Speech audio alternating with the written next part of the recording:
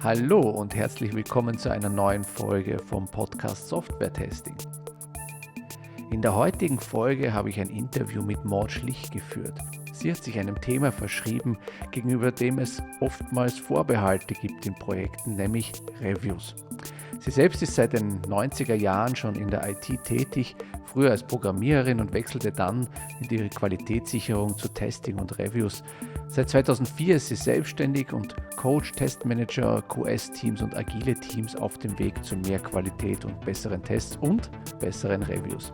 Sie ist Co-Autorin vom Buch Reviews in der System- und Softwareentwicklung und Autorin vom Buch Software-Testen nach ISTQB für Dummies. Ja, und wenn man so eine Review-Expertin hat, dann muss man natürlich auch über Reviews sprechen und das haben wir getan. Wir haben über die Vorteile gesprochen, welche Reviews es überhaupt so gibt, wie man am besten anfangen kann, welche Fallstricke es gibt, was man beachten muss, wenn man Reviews einführt und auch wie man zu dem ganzen Thema ein bisschen die Schwere nehmen kann und einfach leichtgewichtig ein Review starten kann. Viel Spaß beim Hören und dann natürlich auch beim Umsetzen.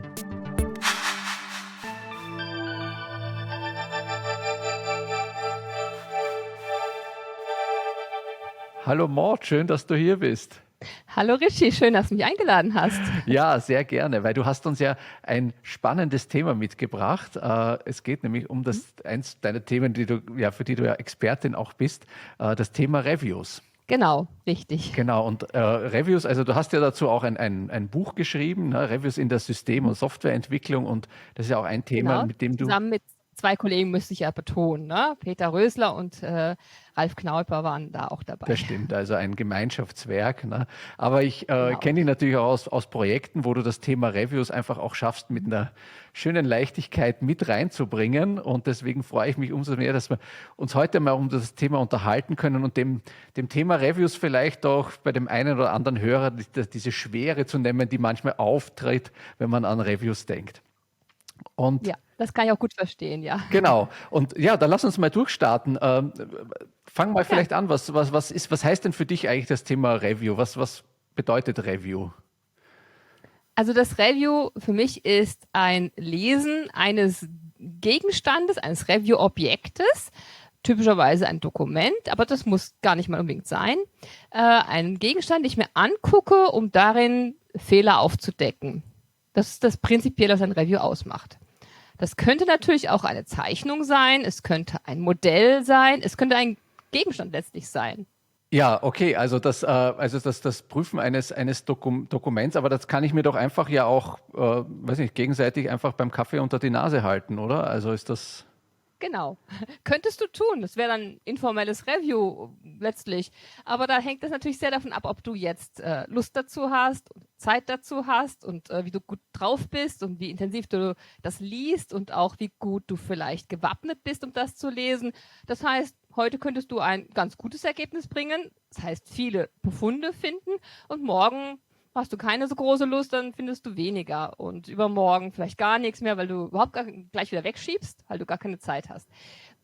Ein Review hat aber die Absicht, dass du das sicher möglichst viele und möglichst schwergewichtige Befunde, um das andere Wort mal zu bringen, zu nutzen. Also Befunde, die wirklich Konsequenzen haben, wo es wirklich wehtun würde, würden die durchrutschen in eine der nächsten Phasen einer Softwareentwicklung. Ah ja.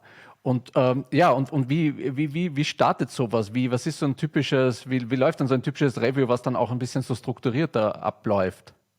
Das typische Review wird damit beginnen, dass es jemanden gibt, der das irgendwo moderiert, anleitet und der sich das Dokument mal anguckt, vielleicht mit dem Autor darüber kurz redet und mal prüft, bis wann ist das Dokument wahrscheinlich fertig, was ist das für eine Art von Dokument, wer soll das später überhaupt nutzen und was wollen die das später nutzen, denn in dem Dokument sehen und was wollen sie möglichst nicht sehen, welche Fehler möchten sie nicht haben.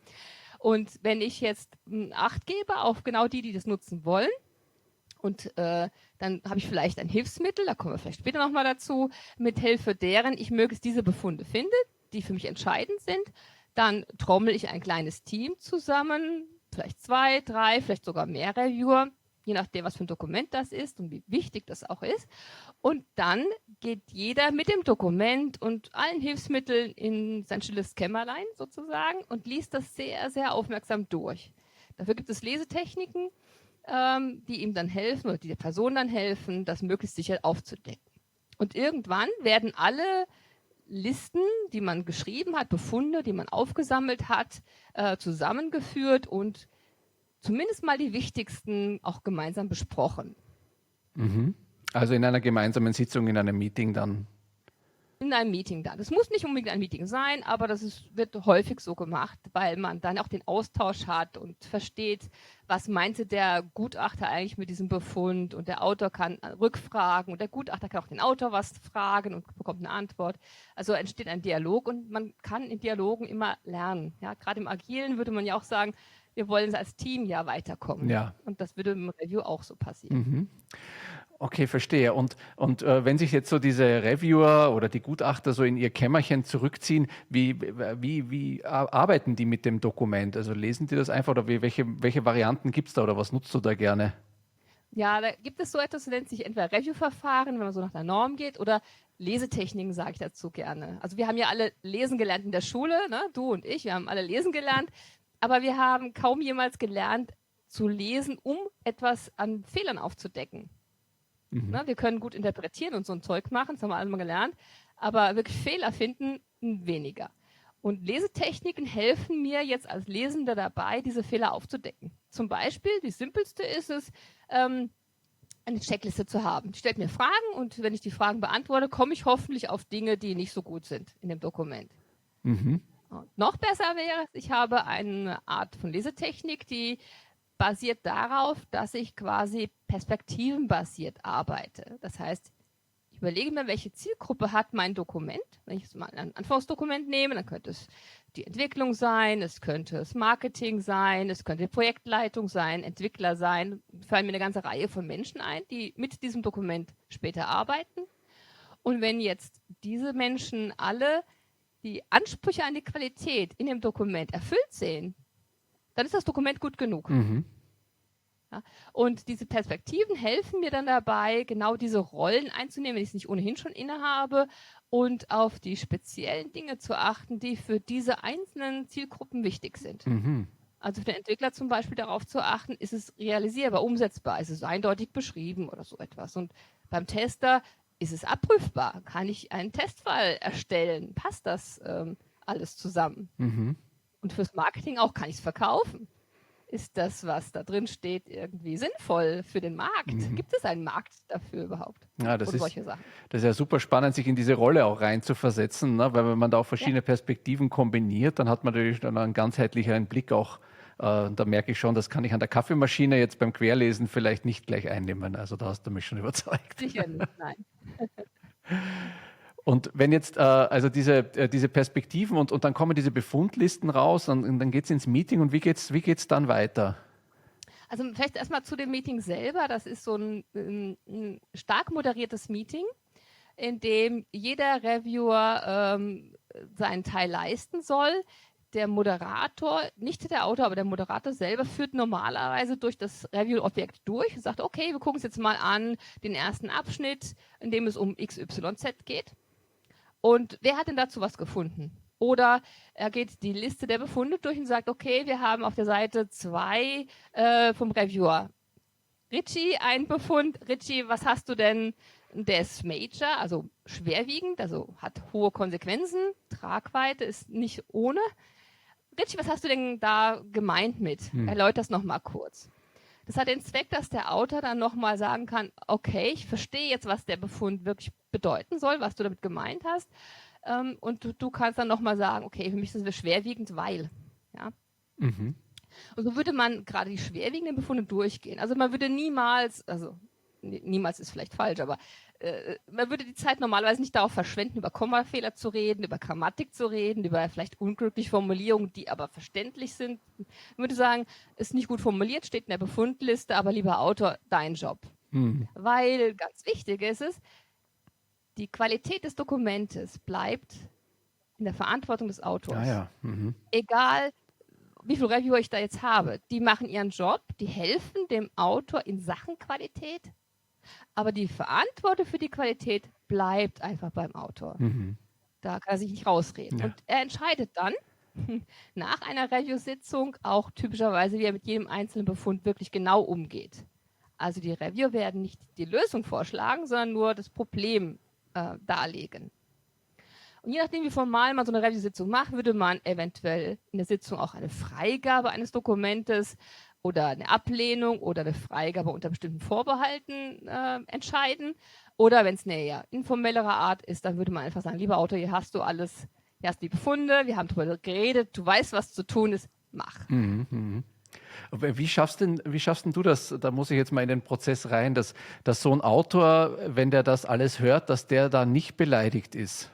Also ich denke mal, wenn mir jemand sagt, hier, ja, du, das ist so und ich sehe das anders und alle prasseln auf mich ein hier mit ihren Befunden, da fühle ich mich vielleicht auch gar nicht so gut, ne? Kann schon sein, ja. Natürlich, es braucht wirklich diesen guten Moderator, der versucht, alles auf sachlicher Ebene zu belassen. Ja. Das ist das eine. Aber das andere ist auch, perfekterweise ist jeder einmal Autor und einmal Reviewer. Und dann wird das ein Team, das sich zusammenspielt. Und die Vorgesetzten haben nichts da drin verloren in diesem Prozess. Also niemand soll sich bemüßigt fühlen, nur weil ein Vorgesetzter drin sitzt, besonders gut dastehen zu wollen, entweder als Gutachter oder als Autor gut dastehen zu wollen, noch den anderen anzuschwätzen, weil man ihn nicht leiten kann, vorm Chef dann irgendwie den anschwätzen möchte. Deswegen gehören die gar nicht da rein. Ah ja, okay, gut, das entspannt das natürlich schon mal. Und ich glaube auch gerade diese Wechselwirkung, mal ist einer der Autor, mal ist ja ein anderer der Autor und das Team findet sich dann darin. Das ist natürlich auch eine Möglichkeit, einfach auch zu sehen, ja, es ist ein Geben und Nehmen, ne? Genau. Und wenn man mal gelernt als Autor, wie toll das ist, was da rauskommt, also wie viel besser einfach das Ding ist, was da rauskommt, und es bleibt ja bei mir, also bleibe die Autorin, aber es ist hinterher einfach besser, ist doch toll, oder? Ja. Die anderen haben mir geholfen, besser zu sein in meiner Arbeit, ich finde das prima. Genau, Feedback ist das Frühstück der Champions, habe ich erst unlängst wieder gelesen, ja. Genau. Du hast das jetzt vorher gerade angesprochen, das Thema ist, dass es da so auch verschiedene Formalitäten gibt oder so eher formale und informelle Review-Varianten. Kannst du da mal ein bisschen ausholen? Was gibt es denn da sowas oder was wird in der Praxis typischerweise verwendet? Also natürlich gibt es das informelle Review, also das, wie du am Anfang gesagt hast, ich dir ein Dokument hinschmeiße und du guckst es mal eben schnell drüber und dann ist gut. Wie gut oder schlecht du das machst, keiner kann es nachvollziehen, keiner kann das sagen.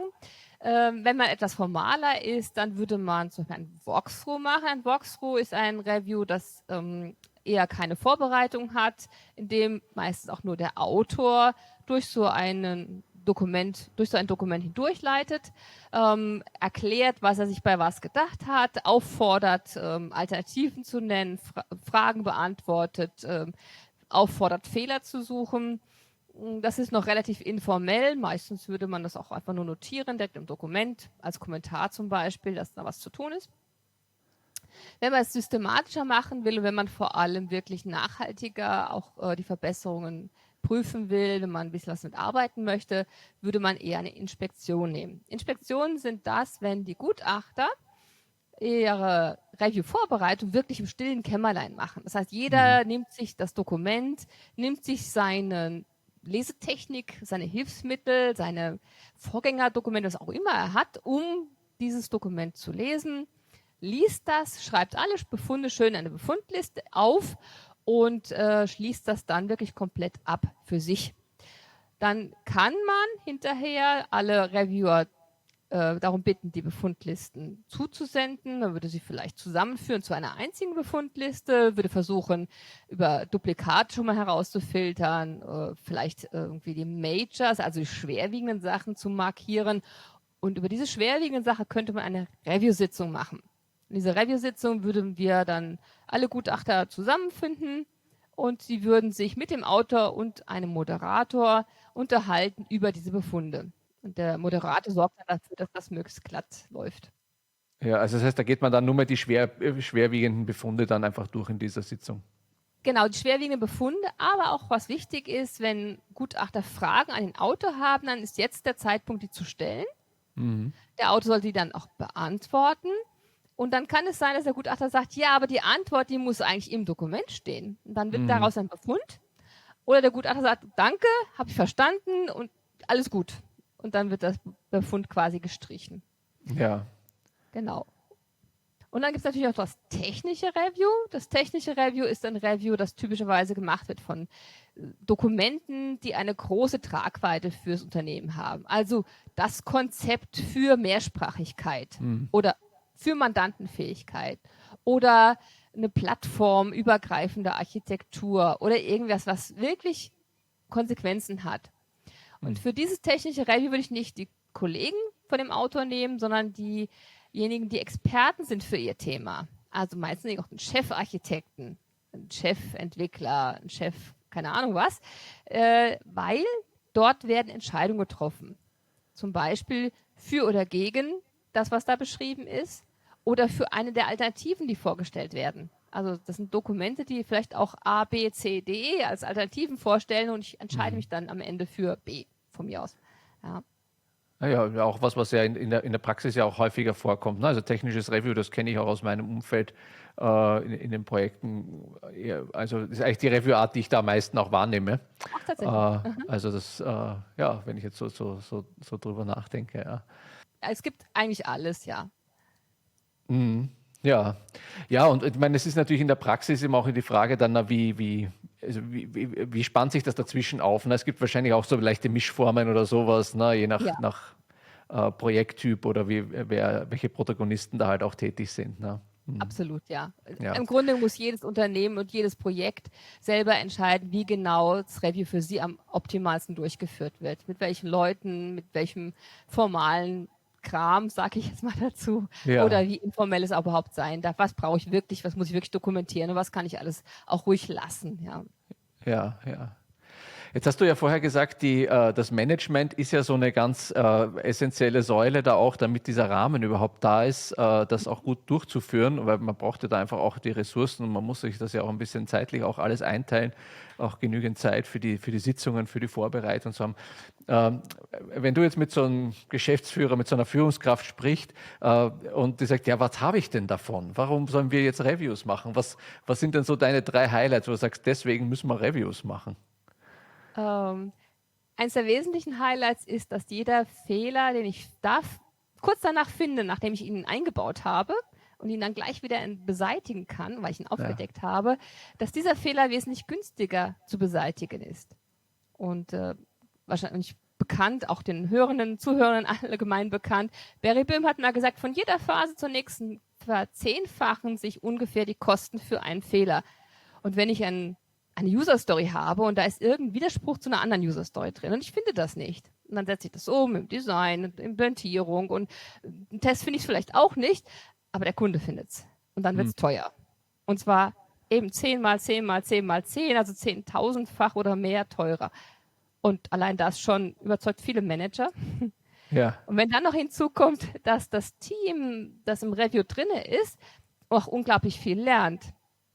Also die besten Reviews sind eigentlich die, wo die Autoren die Fehler, oder die Befunde, die sie da eingebaut haben, nicht mehr machen in Zukunft.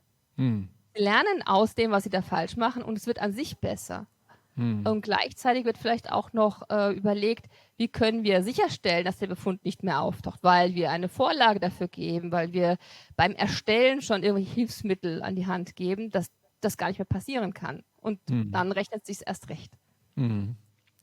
Ja gut, das ist also diese Wissensverbreitung und dieses Wissen natürlich auch da beim Autor zu schaffen, diese Fehler nicht mehr zu machen. Ne? Und ich denke auch wahrscheinlich die Gutachter, ne, dass die auch einfach sagen wir, sich intensiver mit den Themen noch auseinandersetzen. Ne? Ja. Das macht ja auch was mit einem selbst dann. Gutachter lernen natürlich auch an dem Dokument, dass sie reviewen, schon Dinge, die sie für ihre spätere Arbeit oft benötigen. Also das gründliche Lesen, was sie eigentlich sowieso irgendwann mal tun sollten, machen sie einfach nur früher. Ja, genau. Ja, das ist auch echt ein großer Vorteil. So, jetzt hast du mich als Manager überzeugt. Ich sagte, Maud, das machen wir jetzt bei uns mit den Reviews. Aber jetzt wollen wir natürlich auch wissen, was sind denn so die größten Fallstricke, wenn man beginnt, die das ins Stolpern bringen können? Also einer der größten Fallstricke überhaupt ist, dem Review nicht genügend Zeit zu geben.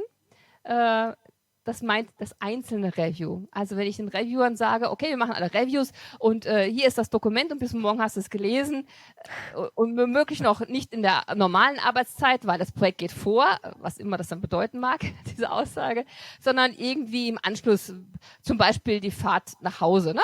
Du fährst ja mit dem Zug oder mit dem Bus oder Straßenbahn, ist doch kein Problem, schließen wir schnell durch. Ist der Tod von Reviews natürlich. Ein anderes Problem ist natürlich auch, wenn Management im Review zu eng beteiligt ist. Insbesondere bei Inspektionen, auch bei Walkthroughs, sollten überhaupt gar keine Vorgesetzten drin sitzen. Ja, damit ich einmal vermeide, dass die Gutachter oder auch der Autor sich für diesen in Gegenwart des Vorgesetzten anders verhalten. Ja. Aber auch, damit die Ergebnisse des Reviews gar nicht anders verwendet werden können als nur zur Korrektur des Dokumentes. Nicht etwa zum Bewerten von Leistungen. Ja. So etwas. Das ist ebenfalls sofort der Tod eines Reviews. Ja. Und das Dritte ist es, wenn Moderatoren nicht existent sind oder nicht gut ausgebildet sind, weil eine gute Review-Sitzung, wenn man eine Sitzung wirklich macht, bedeutet, ich habe maximal 3 Minuten pro Befund. Eher 1 Minute. Und das kann man sich schnell vorstellen, 1 Minute ist schnell vorbei. Man muss also sehr gut moderieren können, sehr gut auf die wichtigen Dinge fokussieren können, damit die Diskussion nicht ausufern. Und insbesondere, dass die richtigen Leute an der Diskussion auch beteiligt sind, weil ganz oft im Review sitzen nicht die Leute, die diesen Befund wirklich diskutieren sollten, mit der Lösung, die Lösung überlegen sollten, sondern es sind andere Personenkreise oft an die richtigen. Ja. Jetzt sagst du, Moderator ist ganz wichtig. Wie lange braucht es denn, also du machst ja auch Schulungen für Moderatoren, wie lange braucht es denn, um so einen Moderator fit zu machen für ein Review? Also, wenn ich Schulungen halte, sind das typischerweise 2 Tage Schulung. Also etwa einen Tag Schulung für alle Reviewer, nochmal 2 Tage für Moderatoren und dann geht es sofort in die erste Review-Sitzung. Also dann sollen die gleich ihre erste Review-Sitzung vorbereiten, durchführen, wobei ich dann typischerweise in der Review-Sitzung dabei bin. Wir vereinbaren ein paar, sagen wir unter der Hand, ein paar Zeichen, ein paar Signale, wann ich zum Beispiel eingreife oder wann der Moderator meine Hilfe in einer bestimmten Form bekommen kann. Und meistens bin ich dann auch zusätzlich noch als Protokollantin unterwegs, damit der Moderator in aller Ruhe sich auf das Moderieren konzentrieren kann. Und natürlich gibt es hinterher ein Feedback von mir, was ist wie gelaufen und was machen wir nächstes Mal besser. Naja, und so 2, 3 Sitzungen maximal und dann ist das okay. Dann läuft meistens das alleine. Und der Moderator kann mich ja bei Problempunkten, bei speziellen Situationen immer noch hinterher mal anrufen, mailen, keine Ahnung, fragen halt, was er tun soll. Ja, also das Lernen am echten Exempel, das ist natürlich auch super, wo man wahrscheinlich am meisten Erfahrung auch einfach macht dann, ne? Absolut, ja, genau. Ja. Jetzt, was würdest du denn einem Team so vorschlagen, mit welchem Artefakt sollte man mit so einem Review beginnen? Wenn man als erste Review, womit legen wir los? Was wäre so ein guter Einstieg? Also in meinen Schulungen benutze ich als allererstes Review-Objekt ein Kinderbuch.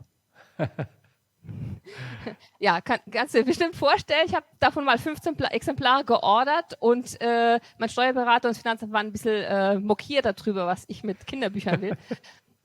Aber es hat einen entscheidenden Vorteil. Erstens, jeder ist Experte dafür, irgendwo in einer gewissen Art und Weise. Zweitens, es ist vom Umfang her extrem klein. Ja? Es ist ganz wenig Text, ganz wenig, also 8 Seiten Bilder und Text und der Text ist ja ganz kurz.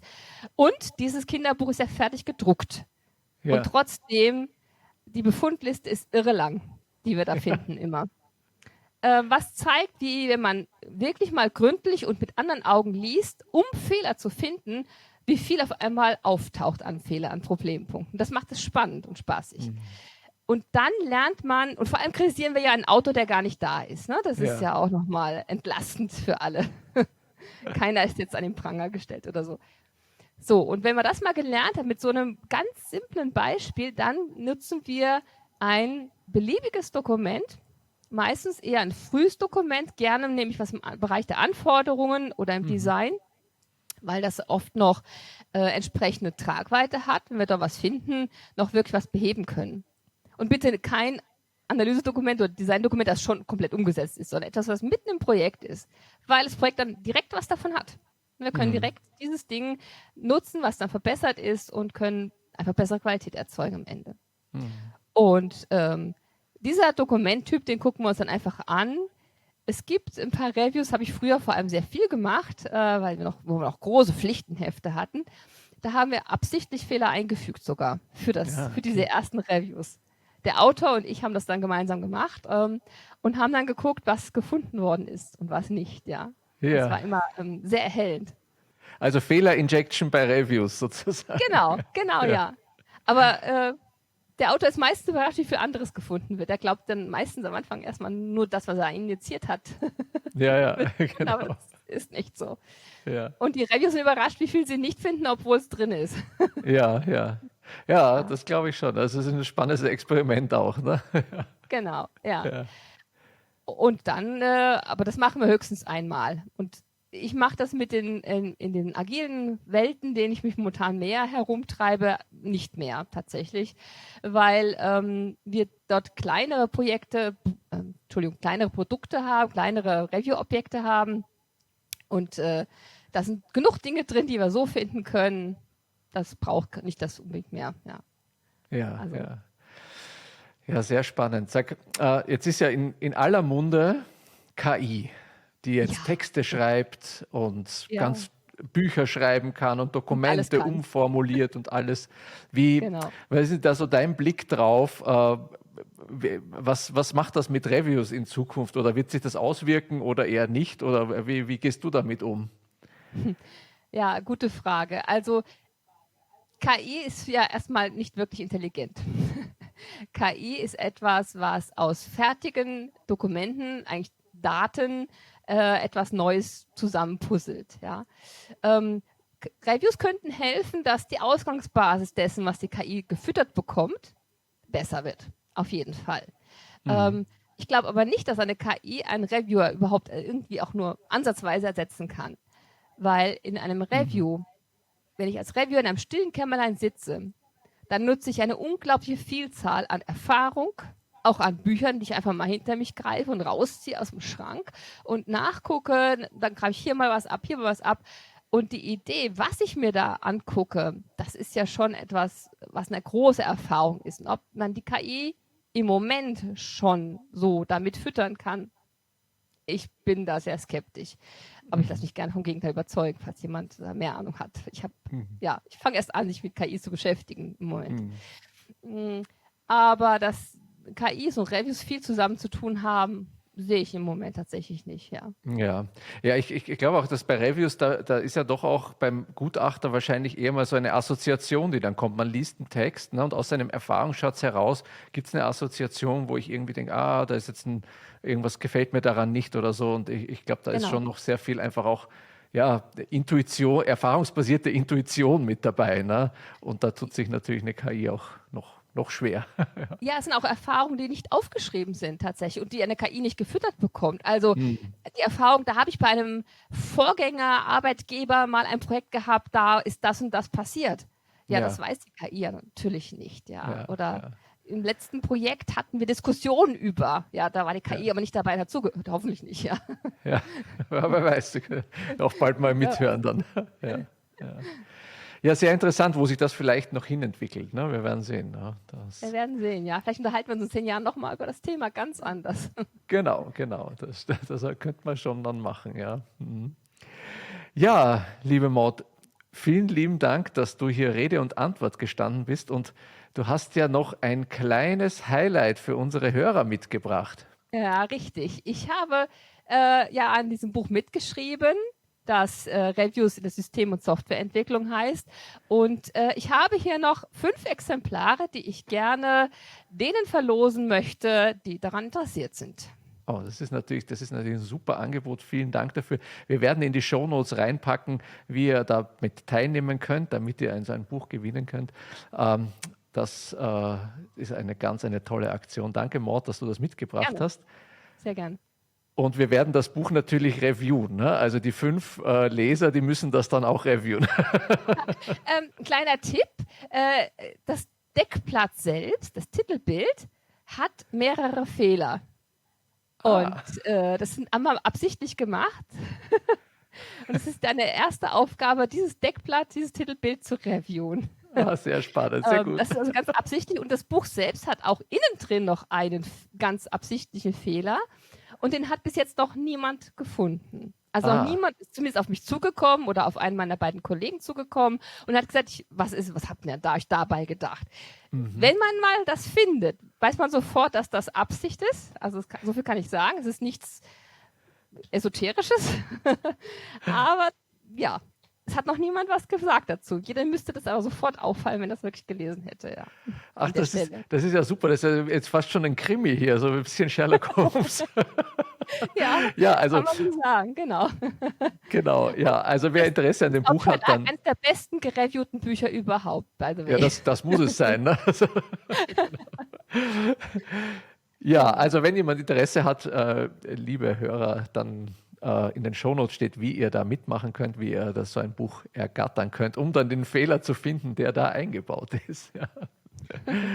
Ja, Maud, einen herzlichen Dank, dass du dabei warst, dass du mal so das Thema Reviews für uns aufgemacht hast, wie ich finde, auch in einer sehr leichtgewichtigen Art, was einfach auch die Schwere rausnimmt aus dem Thema, die manchmal da so ein bisschen drüber hängt. Und das finde ich ganz schön, dass man sich da einfach auch mal locker flockig ein bisschen spielerisch nähern kann. Und ja, vielen Dank, dass du da warst und bis bald. Bis bald, Richie, und vielen Dank, dass ich dabei sein durfte. Einen schönen Tag. Ciao.